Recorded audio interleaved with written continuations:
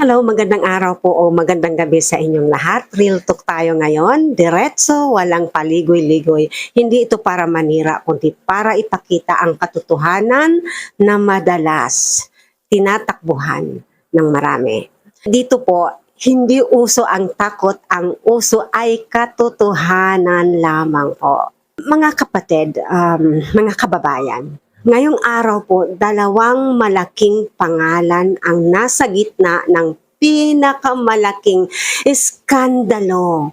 Zaldico at House Speaker Martin Romualdez. Ano po, ex na po, dati or former.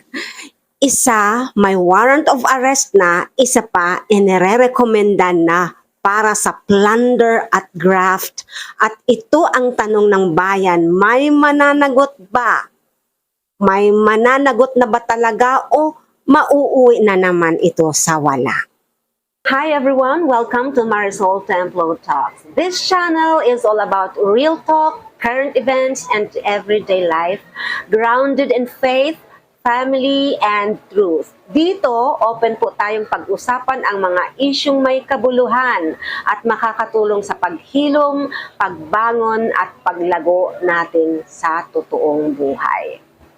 Mga kapatid, hindi na haka-haka ito. Ano po, hindi na ito chismis kasi may official warrant of arrest na kay Zaldico at sa 17 pang mga opisyal ng gobyerno.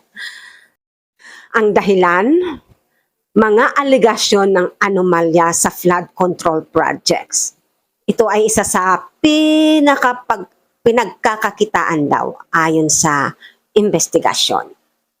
Grabe, Pilipinas, flood control kung flood control, pero yung baha sa atin bumabagsak, yung pera saan napunta? Sa kanilang bulsa. Diba?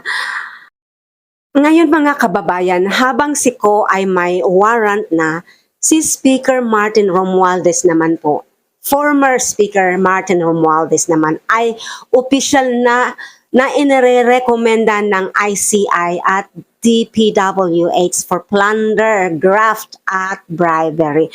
Yes po, recommendation pa ito pero malinaw. Kasama ang pangalan niya sa iniimbestigahan.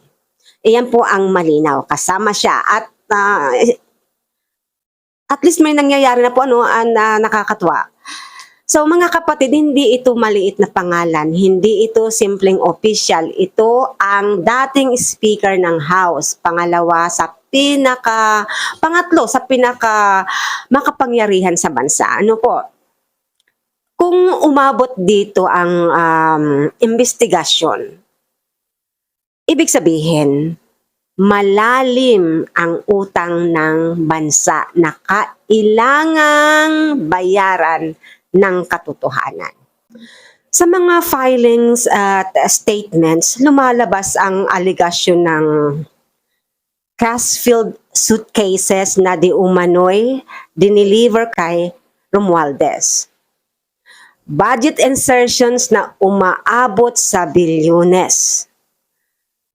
Kickbacks na mula sa flood control projects at ang pakiusap di umano at pagbabanta umano na huwag bumalik ng Pilipinas. Hindi ko po sinasabing totoo ito. Ito ay bahagi ng investigasyon. Pero ganito kabigat ang laman ng mga dokumento at testimonya po. Ganito kabigat at hindi ito nakakatuwa in a way kasi alam niyo na nagkakaroon ng resulta yung investigation at ito nga bago magpasko mayroon ng mga nangyayaring maganda sa ating bansa sa investigasyon ng flood control scam po. At iyon ang maganda kasi dapat may managot Kung totoo man o hindi, dapat imbestigahan talaga, dapat harapin, dapat sagutin. Sagutin nila ito, harapin nila ito, ginawa nila ito. Kung totoo man po ang mga aligasyon tungkol sa kanila. Kasi nandun tayo sa kung kasi wala pang proven na hindi pa talaga sila May sampa pa lang ng warrant of arrest eh. Mayroon pa lang recommendation. So, hindi pa natin proven guilty kung talagang guilty nga ano. So, hanggat wala pa talagang matibay na proof at na talagang napatunayan na may mga pagkakasala sila, then doon tayo makakapagsabi na guilty sila, di po ba? So mga kapatid, pagod na tayo, pagod na sa cycle ng investigation, denial, pressure, tapos wala. Di ba? Ayaw na natin ng ganun eh. Pero ngayon, iba ang galaw. May movement na, may warrant, may recommendations for plunder, may hawak na ng ebidensya ang ICI at DPWH. Di po ba? So nagugulong, nagkakaroon ng magandang pangyayari. At kung warrant kay Ko ngayon, sino ang isusunod bukas? Di ba? Kasi si Ko pa lang yung may warrant ngayon eh. Sino ang susunod? Diba?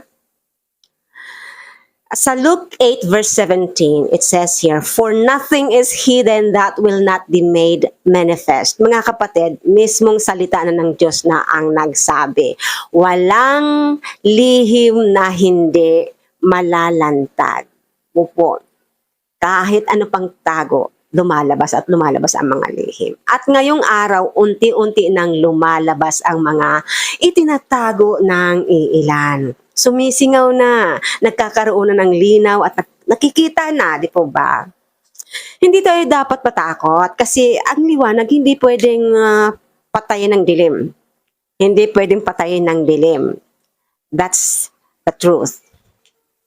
So, laban para sa katotohanan tayo mga kapatid. Ito ang paglalaban natin. No? Para naman naging no?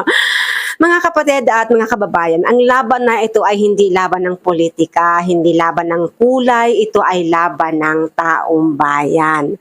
Laban para sa katotohanan, laban para sa hustisya, at laban para sa kinabukasan ng mga anak natin. Kinabukasan ng mga kabataan ngayon. Ano po? Kaya po tayo magsasalita, kaya tayo nagbabantay, at kaya tayo nananalangin. Dito sa channel na ito, hindi uso ang takot. Ang uso, katotohanan, at pawang katotohanan lamang po. God bless you all, and laban lang tayo para sa Diyos at para sa taong bayan at para sa katotohanan. Ano po? And just like I always say, believe in yourself, believe in God, and share love. At doon sa mga hindi pa po nakapag-subscribe, if you find this video good sa inyo, please don't forget to subscribe and paki-follow na rin po sa mga sa Facebook. Ano po? Comment, like, and share. Paki-share po ng ating video. Thank you so much and see you in my next vlog. God bless you. Bye for now.